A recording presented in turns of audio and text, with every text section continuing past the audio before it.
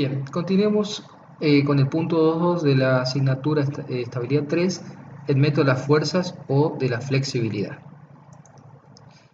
Habíamos visto en estabilidad 2, vimos algunos casos sencillos de estructura hiperestática, donde teníamos que, para poder resolverlas, teníamos más incógnitas y ecuaciones, o sea, no nos bastaban las ecuaciones de equilibrio que habíamos visto en estabilidad 1, y necesitábamos condiciones adicionales de deformación para poder resolverlo. Y aquí surge que como necesitamos conocer deformaciones en las estructuras, necesitamos saber con qué material está hecha y qué sección tiene para poder calcular deformaciones. Esto es entonces necesario un anteproyecto y predimensionado. Estas deformaciones dependen de las cargas, pero también de las secciones adoptadas por los elementos constitutivos, vigas, columnas, etc. Más precisamente vamos a ver que dependen estas solicitaciones de las cargas y de las relaciones de rigidez de los distintos elementos. Entonces podemos definir como vínculos hiperestáticos o sobreabundantes aquellos vínculos externos o internos que podríamos eliminar sin que el sistema se convierta en inestable. Y definimos como grado de hiperestaticidad al número de vínculos que se deben eliminar para que el sistema hiperestático se convierta en isostático. Bueno, podemos mencionar aquí que para una estructura dada, el grado de hiperestaticidad es único y está perfectamente definido, pero sin embargo tenemos la posibilidad de elegir varias alternativas de conjuntos de vínculos internos o externos que podríamos eliminar que hagan la estructura isostática. La única salvedad es que yo puedo tener distintos sistemas isostáticos fundamentales, pero el resultado final va a ser siempre el mismo y la cantidad de vínculos a eliminar va a ser siempre el mismo. Por ejemplo, en esta viga continua de 3 tramos, que como sabemos tiene un grado de hiperestaticidad igual a 2, podríamos optar por ¿qué? Colocar dos rótulas en apoyos intermedios, ¿sí? O sea, colocamos dos articulaciones, o bien podríamos eliminar los dos vínculos y quedar una estructura isostática de este tipo. ¿Sí? En este pórtico de la figura tenemos empotrado, un pórtico es un hiperestático de tercer grado. Entonces podríamos optar, por ejemplo, por convertirlo en un arco de 3 articulaciones, así colocando articulaciones en A, en C y en B. O podríamos, por ejemplo, colocar una articulación en B, un apoyo móvil aquí, en el apoyo C, con lo cual estamos eliminando 3 vínculos. Y en el caso de reticulados, por ejemplo, en este caso un hiperestático de grado 1, podríamos eliminar un vínculo externo o un vínculo interno. Aquí podríamos eliminar el apoyo central, o podríamos eliminar el apoyo a la derecha, o podríamos eliminar, por ejemplo, una barra. ¿Sí? Aquí eliminé el apoyo central, lo convertí en isostático. Aquí eliminé un vínculo interno, también lo convertí en isostático. Pero podría también elegir otros conjuntos de vínculos, o eliminar otro conjunto de vínculos, que van a producir otros sistemas isostáticos asociados. Entonces, vamos a denominar isostático fundamental al isostático asociado por la eliminación de vínculos al sistema hiperestático. La elección, fíjense, la elección del isostático depende del calculista y puede tener importancia en qué. En que si yo elijo, por ejemplo, este sistema isostático, puede ser que sea más sencillo de resolver como que este otro. Pueden ser, no sé, habría que analizarlo. O sea, puede influenciar en la simplicidad del cálculo, pero no va, el resultado final, yo elija este isostático o este otro, va a ser el mismo. ¿Sí? Siempre el mismo. Entonces, tomemos el caso de una estructura de alma llena, como este pórtico que se ve en la figura, un pórtico empotrado, que como dijimos recién, tiene un grado de hiperestaticidad de 3, por lo tanto debemos eliminar 3 vínculos. Aquí en azul tenemos las cargas exteriores y en rojo las reacciones de vínculo. Yo elijo en este caso este isostático fundamental que ¿qué hice? En C coloqué una articulación y eliminé en vez de un empotramiento puse un apoyo móvil. ¿Sí? Aquí entonces en B eliminé dos vínculos al mismo tiempo, una reacción horizontal y un momento.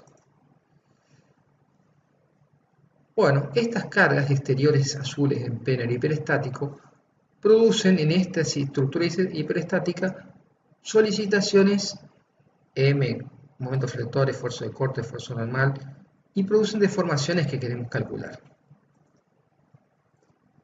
Bien, si aplicamos el mismo estado de cargas P al isostático fundamental, por ejemplo a este B, se asociará un estado de solicitación y deformación que también va a tener equilibrio, pero va a ser distinto que el verdadero. O sea, si yo resuelvo este isostático B, bajo las mismas cargas no va a ser lo mismo que este hiperestático original. Para que sean iguales, ¿qué tendré que colocar? Tendré que colocar en C el valor del momento flector que actúa en la estructura hiperestática. Y en el punto B, la reacción horizontal que actúa aquí, que la eliminé, y el valor del momento flector que actúa en el hiperestático, digo, este momento flector tendré que aplicarlo como cargas. ¿Sí?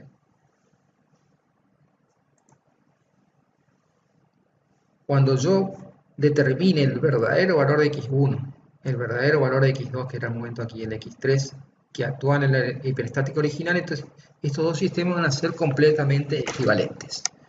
Vamos a ver cómo lo hacemos. Bueno, estas incógnitas vamos a llamar x, x1, x2 y x3, y tendré tantas incógnitas hiperestáticas como grado de hiperestaticidad tenga el sistema. Entonces, el problema que vamos a resolver es un problema simplificado de la siguiente forma. El hiperestático original va a ser igual a la suma del isostático con las cargas P más el isostático con x1 más el isostático con x2 más el isostático con x3, así apliqué superposición de efectos. En este caso apliqué x1 con su verdadero valor que no lo conozco, x2 no lo conozco tampoco y x3 no lo conozco. Entonces, este estado dijimos va a ser, la suma de estos cuatro estados va a ser completamente equivalente al hiperestático original. Entonces lo que vamos a hacer es estudiar las deformaciones que se producen en el isostático debido a los distintos estados de carga. En un caso las cargas exteriores, la carga x1, las cargas x2 y las cargas x3, con la salvedad de que para poder realizar los cálculos vamos a aplicar un x1 igual a 1, un x2 igual a 1 y un x3 igual a 1. De la siguiente forma. Carguemos primero entonces con las cargas P. Estas cargas P las vamos a llamar al sistema isostático con las cargas P, las vamos a llamar estado 0. Y como es un isostático con cargas, podemos aplicar lo que vimos en estabilidad 1 y calcular M0, N0 y Q0. O sea, los esfuerzos de momento flector, esfuerzo normal y esfuerzo de corte. Bien, como vemos en rojo, esta es una deformada de la estructura completamente exagerada, pero tendremos en este punto de aquí arriba, tendremos que se produce ahora, como puse una rotura, una rotación relativa. Esa rotación relativa, ¿cómo la vamos a llamar? Es una rotación en correspondencia con la incógnita x1, pero debido a quién? A las cargas exteriores P. Entonces lo vamos a llamar a esa rotación delta 1, por ser correspondiente con x1, y debido al estado de cargas P, que dijimos que era estado de carga 0, por eso lo llamamos delta 1, 0. Al giro en el apoyo B, que es un giro correspondiente con la incógnita x2, lo vamos a llamar delta 2, 0. Y al corrimiento horizontal en el punto B, que es corrimiento correspondiente con x3, lo vamos a llamar delta 3, 0. ¿Sí? Entonces, delta 1, 0, la rotación relativa, aquí arriba, delta 1, 0, rotación correspondiente al incógnita x1 debido a las cargas exteriores, más, delta 2, 0 es la rotación en el apoyo 2 debido a las cargas exteriores, y delta 3 es la rotación correspondiente con la incógnita x3 debido al estado de cargas 0, o sea, el estado de cargas P.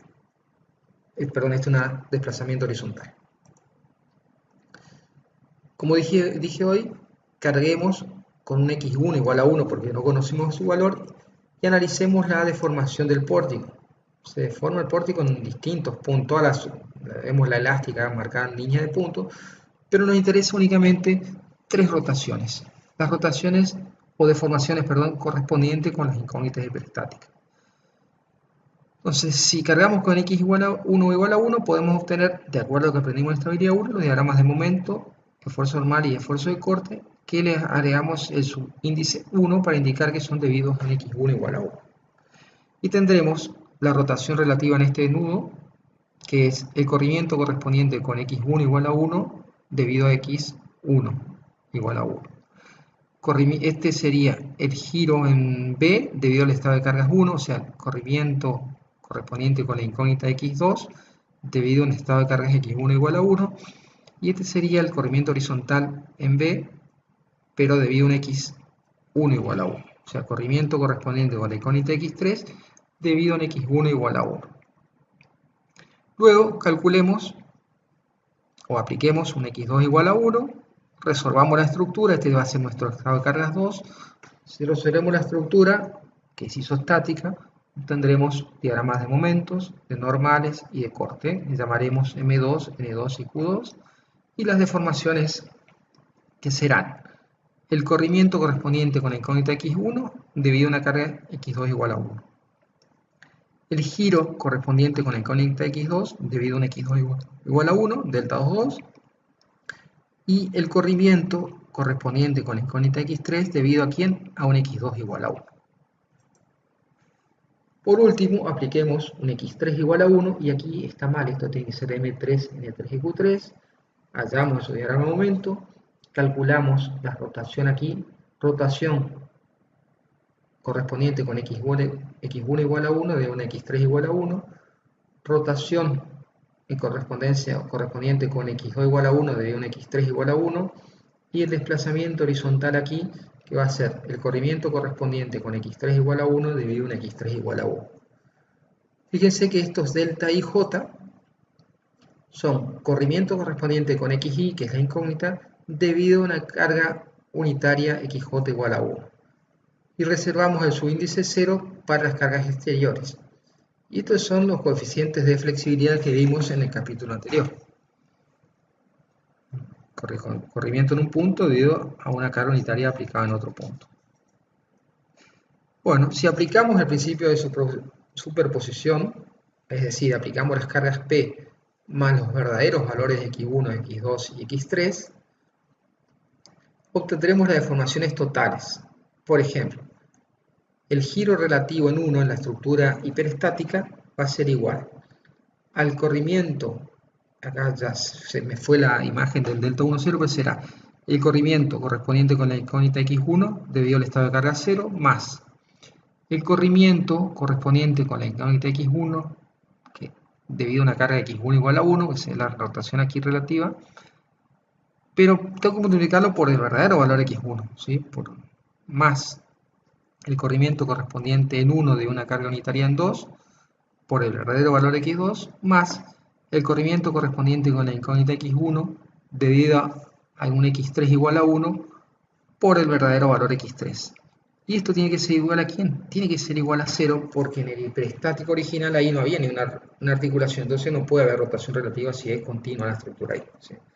Entonces la rotación relativa en 1 tiene que ser 0 en la estructura original, y luego el corrimiento en 2, perdón, el giro en 2 va a ser igual al giro correspondiente con x2 debido al estado de cargas exteriores más el giro correspondiente con x2 debido a una carga unitaria en 1 por el verdadero valor de x1 más el giro correspondiente con x2 debido a una carga unitaria en 2 por el verdadero valor de x2 más el giro en 2 debido a una carga unitaria en 3 por el verdadero valor de x3, y eso es la rotación en el nudo B, que como en el original había un empotramiento, tiene que ser 0 también.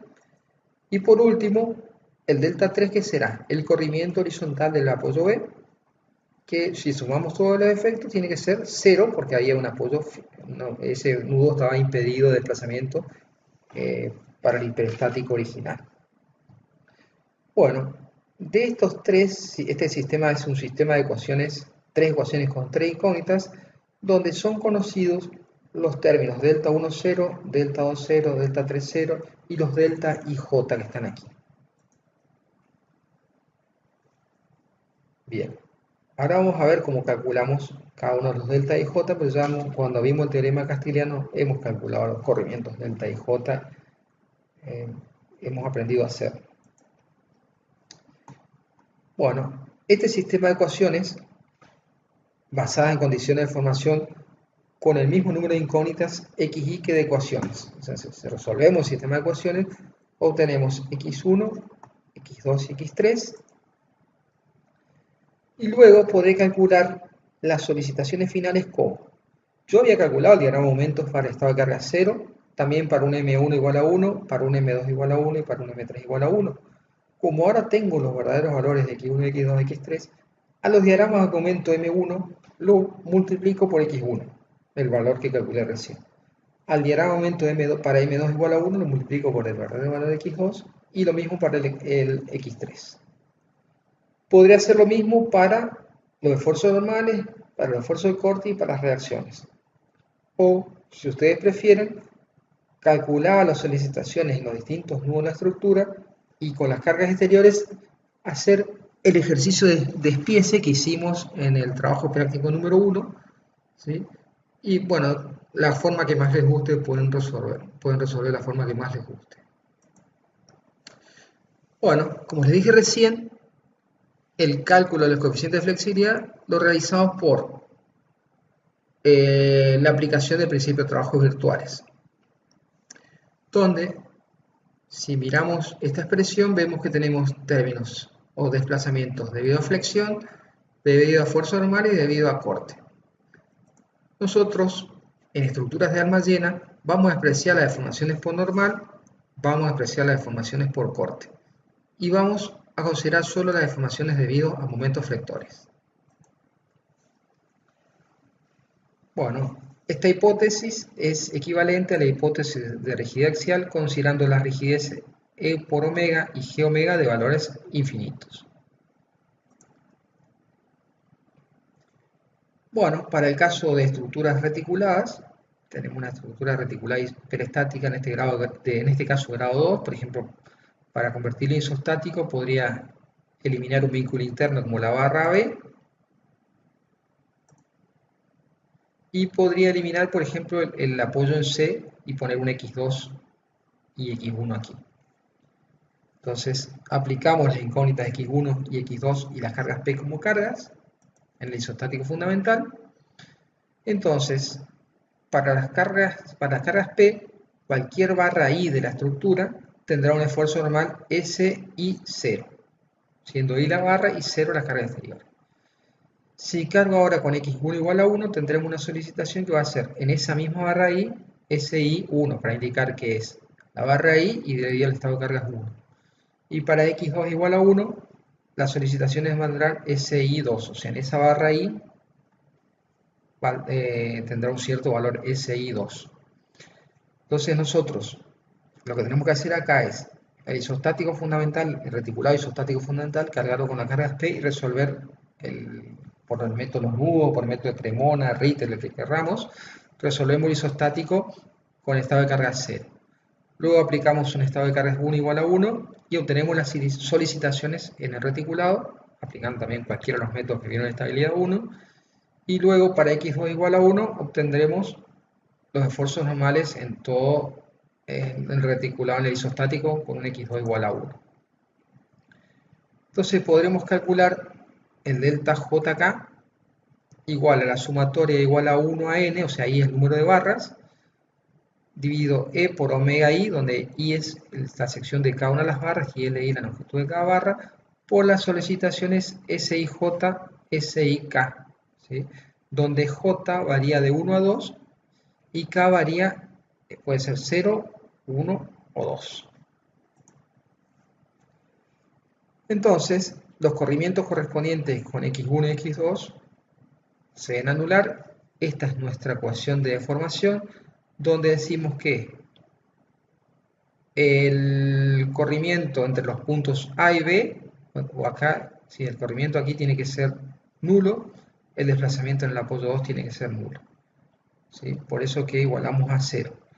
Una vez que obtenemos X1 y X2 de este sistema de ecuaciones, podemos calcular la solicitación de una barra I como La solicitación en la barra I debido al estado de carga 0, o sea, el esfuerzo normal en la barra I del estado de carga 0, más el esfuerzo normal en la barra I debido al estado de carga 1 por el verdadero valor de la carga 1, x1, más la solicitación en la barra 1 debido a la carga x2 igual a 1 por el verdadero valor de la carga. Y con esto resolvemos la estructura. Bien, hemos visto recién que podíamos calcular por el método de la fuerza una estructura de arma llena o estructuras reticuladas. Veamos el caso de una estructura que tiene alma llena, como el pórtico de hormigón armado exterior, que es este que está exterior afuera, y adentro tiene un tensor, que es una barra que solo transmite esfuerzos normales. En este caso, el grado de hiperelasticidad es igual a 2, y tendremos para la estructura de hormigón un módulo de elasticidad del hormigón E sub B, y un E sub E, que es el módulo de elasticidad del acero o del tensor que está aquí. Este tensor tendrá una cierta área, y las barras de hormigón tendrán I sub B, momento de inercia de las barras de hormigón, que podrán ser distintas. Veremos que en el tensor solo podemos tener esfuerzos normales, y en el pórtico tenemos deformaciones debidas a flexión y a esfuerzos normales, pero nosotros solo vamos a considerar en estructuras de alma llena, como vimos hoy, solamente deformaciones debidas a flexión. Entonces debemos elegir un isostático fundamental. En este caso, optamos por cortar el tensor y eliminar el vínculo doble, lo convertimos en un vínculo simple. Entonces tendremos dos incógnitas hiperestáticas. X1, el corrimiento correspondiente acá en el apoyo B, poner el apoyo a la derecha, y X2. Entonces tendremos los siguientes esfuerzos. Para las cargas P, si yo tengo el isostático solo con cargas P, tendré M0 en el pórtico, y como corté el tensor no tengo esfuerzo normal del tensor. Si aplico un X1 igual a 1, tendré momentos flectores en el pórtico, o sea, tendré diagramas de M1, y en el tensor no tendré fuerzas. Si aplico un X2 igual a 1, tendré esfuerzo normal X2 igual a 1 en el tensor, y tendré momentos flectores en el pórtico, pero fíjense que voy a tener momentos flectores únicamente en esta parte de arriba. Aquí abajo, como X2 igual a 1 tengo los dos lados, no tengo reacciones, entonces tendré un diagrama triangular de momentos aquí y otro aquí, ¿sí? Pero tengo momentos. Fíjense que entonces para el único caso que tengo esfuerzos normales en el acero es para el estado de cargas 2. En el pórtico, o sea, en la estructura de hormigón, puedo tener esfuerzo normal de corte, pero no lo vamos a considerar como dijimos. Bueno, vamos a calcular los corrimientos. Como vimos, delta 1, 0 va a ser la integral de M0 por M1 sobre E por I del hormigón por diferencial de S. Tendremos el corrimiento delta 2, 0. Después tendremos el corrimiento delta 1, 1, que va a ser la integral de M1 por M1 sobre E por I del hormigón por diferencial de S. Delta 1, 2, que es igual a delta 2, 1 por Maxwell. Y luego, lo que más nos interesa acá es delta 2, 2 para indicar, ¿no es cierto? Delta 2, 2. O sea, el corrimiento correspondiente con la incógnita x2 en estos dos puntitos donde corté el tensor. Ese corrimiento va a ser debido a ¿quién? A la deformación del pórtico, o sea, por eso aparece M2 por M2 sobre E por I por diferencial de S, más la deformación del tensor, NE2, que dijimos que valía 1, por NE2 sobre E por E, fíjense que acá aparece acero y acá hormigón, por diferencial de S. Y bueno, como n es 1, me queda la integral de acá a la derecha, y como el esfuerzo normal es constante, la integral de diferencial de S es la longitud del tensor. Bueno, si aplicamos condiciones de deformación, tendremos que el corrimiento correspondiente con la incógnita x1, que era el corrimiento horizontal acá, tiene que ser 0. El corrimiento correspondiente con x2 igual a 1, que es el corrimiento entre dos puntos del tensor ubicados un infinitésimo uno al lado del otro, tiene que ser igual a 0. Entonces, de esta condición de deformación, obtenemos x1 y x2. Bueno, en el práctico después ustedes pueden optar por cortar el tensor otra forma que pueden hacer es separar el tensor en lugar de cortarlo. Entonces, si yo saco el tensor de la estructura, tendré que hacer el diagrama de cuerpo libre del tensor, que tiene un X2 acá actuando a cada lado, y poner como carga el X2 en los nudos A y B. O sea, el efecto del tensor tengo que ponerlo con sentido contrario en los nudos A y B.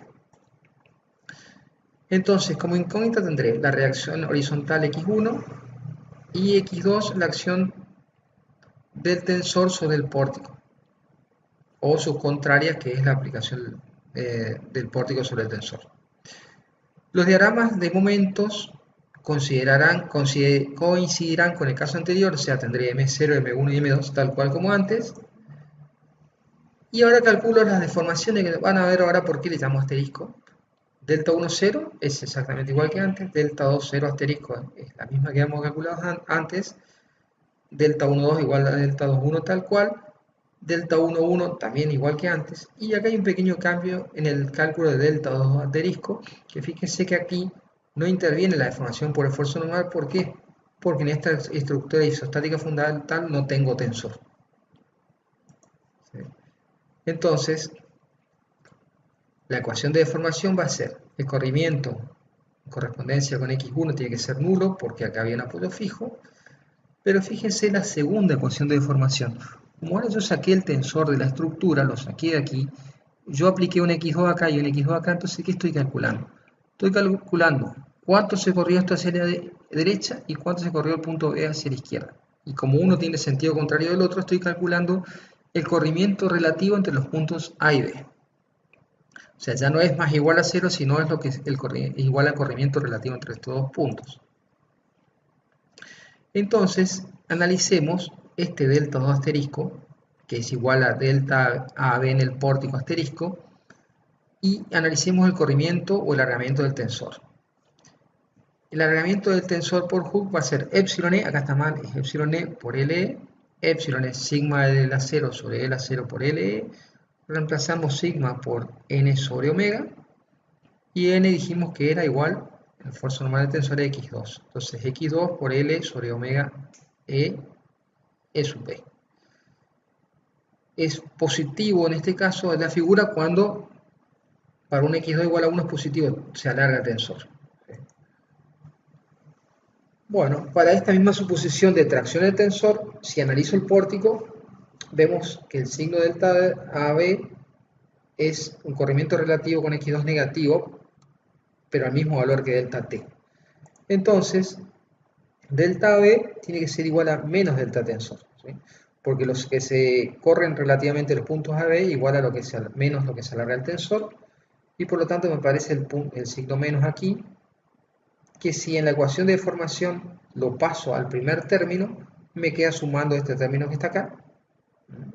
Este término lo paso sumando, saco factor común y me queda LE sobre omega E sub P, está aquí, igual a 0. Y fíjense que entonces este término que está entre paréntesis y acá es el mismo delta U2 que tenía antes. ¿Sí? Es idéntico a cuando, al haber sacado el tensor o cortarlo, es exactamente lo mismo. Bueno, la variedad de estructuras hace que pudiéramos plantear otros ejemplos, pero lo que debemos decir es que siempre el razonamiento es el mismo. Y solo aparecen variantes en la forma de calcular los coeficientes delta y j y de plantear las condiciones de compatibilidad de formaciones. Entonces, como resumen del método de la fuerza, lo primero que tenemos que hacer es elegir el isostático fundamental, eliminando un número de vínculos iguales a grado de hiperestaticidad, quedando definidas entonces las incógnitas x1, x2, x3, xn.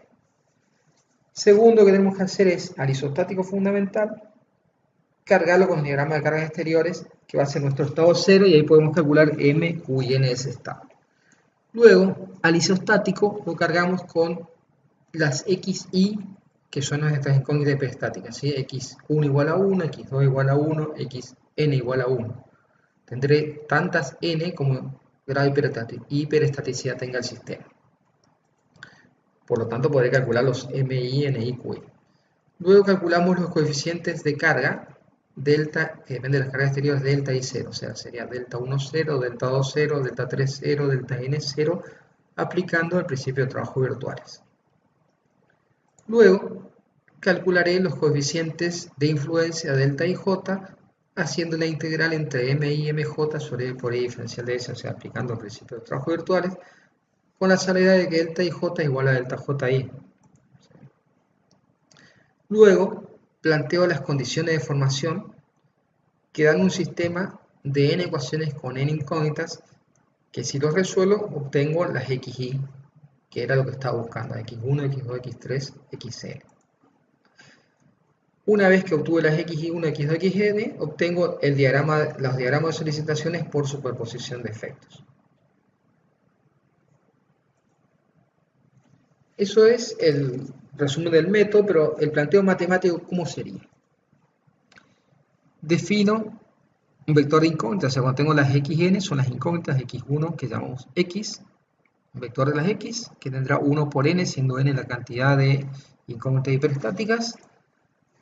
Calculo el vector de cargas, que es delta 1, 0, delta 2, 0 y delta n, 0, o sea, las deformaciones correspondientes con las incógnitas, pero dio el estado de carga 0, y eso le damos delta 0 vectorcito. Calculo los coeficientes de la matriz de flexibilidad, vimos cómo lo hacíamos, esto me da una matriz de flexibilidad de los delta y j, que va a ser de n por n, es simétrica, delta 1n igual a delta n1, delta n2 igual a delta 2n, etcétera, etcétera, y todos los delta ii, ¿sí?, que están acá en la diagonal principal, van a ser positivos. Planteo el sistema de ecuaciones. La ecuación de compatibilidad va a ser delta 0, o sea, el vector desde delta 0 más la matriz de los coeficientes de flexibilidad por el vector de las x igual a 0. Resuelvo este sistema y hallo las x. Pero fíjense que para resolver este sistema yo podría premultiplicar toda esta ecuación por menos delta a la menos 1. O mejor dicho, multiplico por delta menos 1 y paso y puedo despejar las x. Entonces x igual a menos delta a la menos 1 por delta 0. Vamos a ver la clase que viene que este menos delta a la menos 1 lo vamos a llamar beta. Y va a dar lugar a otro método que se llama método de matriz beta, donde vamos a ver que en función de esta matriz beta, esta matriz beta, que es la inversa de los delta y la matriz de los delta y j, fíjense que los delta y j dependen únicamente del fundamental elegido y no dependen de las cargas exteriores. Y en cambio este vector delta 0 depende de las cargas exteriores. Luego, este sistema va a ser útil aplicarlo cuando tenga un sistema donde el estado de carga sea mayor que el número de incógnitas, ¿sí? Cuando tenga mucho estado de carga, esto va a ser fácil porque yo resuelvo la inversa de una matriz, que lo podríamos hacer, antes se hacía a mano, ahora lo podemos hacer por ejemplo con Excel o con el método que quieran. Lo resuelvo una vez y una vez que lo tengo resuelto, multiplico por el delta 0 correspondiente al estado de carga externalizante. Supónganse que sea una diferencia de temperatura, otro puede ser cargas exteriores, otro puede ser descenso de apoyo. Tendré distintos estados de carga, por lo tanto tendré distintas x, distintas incógnitas debido a los distintos estados de carga que tuve. Y esto me ayuda mucho cuando tenga en el trabajo de cálculo, ¿sí? Una vez que obtenemos las xy, calculamos, como dije, por superposición de efectos las solicitaciones.